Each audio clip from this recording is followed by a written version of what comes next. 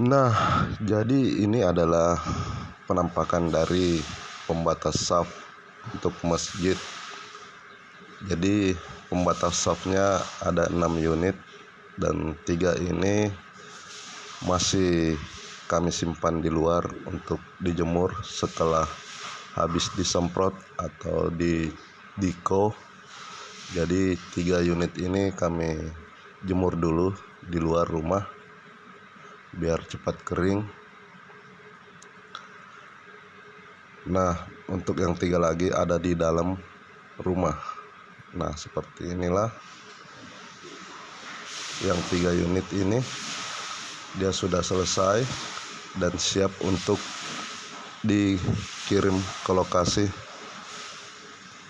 Nah, inilah penampakannya setelah di lokasi, teman-teman. Jadi pembatas safnya ada 6 unit dalam satu ruangan.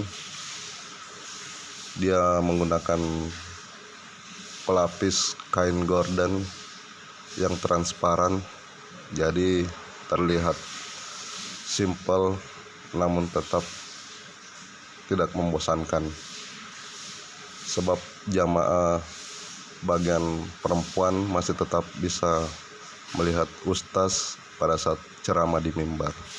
Oke, sekian dan terima kasih dari kami. Tetap saksikan video-video selanjutnya. Wassalam.